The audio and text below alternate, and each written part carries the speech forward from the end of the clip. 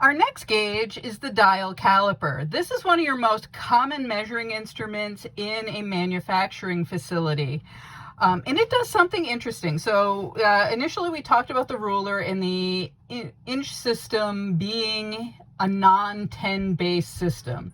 Well, that really doesn't lend itself to the decimal system. And when you're drawing engineering drawings, you typically are not drawing fractionally. You're drawing in a decimal base system. Well, this dial caliper here allows you to do those measurements in a 10 base system. So if we open this up, so if you're going to use this like a machinist, this is how you would hold this. You'd put your hand around the shaft and then your thumb goes on this little wheel. So then you can use your thumb to open this up and you can see that you have that needle going around on the gauge face there. So we're going to open this up a little bit. Now, just like we saw on our ruler, we've got a 0 point here. And then we've got our 1 that represents our 1 inch. But if we look here, between 0 and 1, we see the numbers 1 to 9. And then, of course, this last section is where the 1 is. That represents tenths of an inch.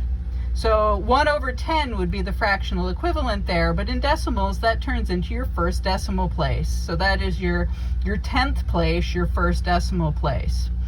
On this particular gauge, the additional 2 decimal places that you get, which are the hundredths and the thousandths, come from this dial. All right, so how we measure with this, if we wanted to measure the outer diameter of our nickel, we'd place it here. A little bit measurement technique here. You see you've got these little kind of bladed ends. These tend to wear faster than the rest of your gauge. They're there, so if you needed to get into a thin groove, you could use that surface, but if you don't have to, it's best to try to avoid measuring with that area. So here we're going to close down on our nickel and then we're going to read this. Now, how we go about reading this is you can see that we have an 8 fully exposed and the 9 partially exposed. Your first decimal place is going to come from here, and it's going to be the number that's completely exposed. So in this case, it's an 8, so we have 0.8. Then we get our next 2 decimal places off of our dial here, and we see that we are at, so 20, 30, this would be 35, so we're 1 tick mark before 35, so we're at 34. So our measurement is going to be 0.834 for the diameter of this nickel here. Another interesting thing with measurements is there's a bit of art to this, and there's also some things going on with manufactured objects. So I'm going to take this and I'm going to rotate our nickel a bit. And I didn't try this with this particular nickel. But I can get a different measurement here by about 1,000. So if we look at this time we're closer to 35. So a couple of things that can be going on here. First off, it can be how tightly I'm holding this. When you're measuring, you're not using this gauge like a pipe wrench. You just want to make it just snug. So you can see that the nickel's held in there, but I don't have it pushed down so hard. You also want to make sure that it's nice and square in the jaws. You can see that the needle just jumped when I manipulated that nickel. The other thing that can be going on here is that it's not necessarily completely the same dimension all the way around that nickel. Again, we're at 34. Again, that one's a little bit higher. Because when you're manufacturing items, there can be what we call out of round or out of circularity going on with those parts. And that's a topic that we're going to continue to investigate as the semester goes on. So you can get different measurements as you're measuring the same part for a whole bunch of different reasons. The other question then that comes up is, what do you do when you're halfway between 2 tick marks?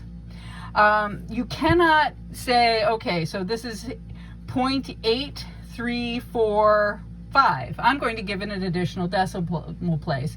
You cannot do that in measurement. You need to go with whichever one you are closest to. You can't just make an approximation and make up a decimal place. That is not what's done typically in measurement. So we can see here we're just before the 4.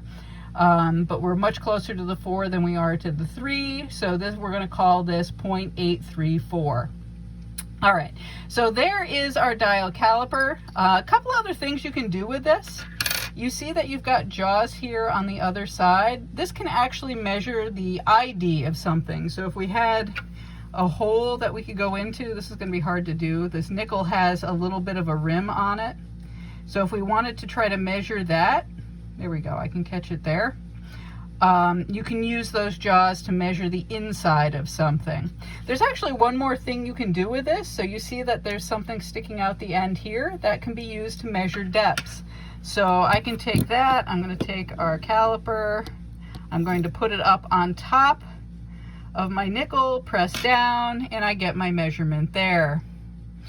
So here, again, this is going to be another good example. We cannot see the line after the 1, so this is not completely exposed at this point. So we don't call that point 1, that's point 0. So we're at the 75 for this one. So our thickness is 0.075 with this gauge. You could also do that same dimension another way. You could put it between these jaws.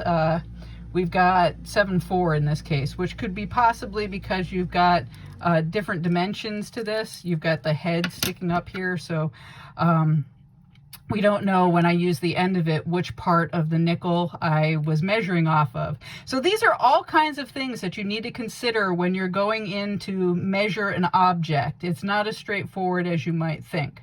All right, so there is our dial caliper. And now we'll move on to our digital caliper in another video.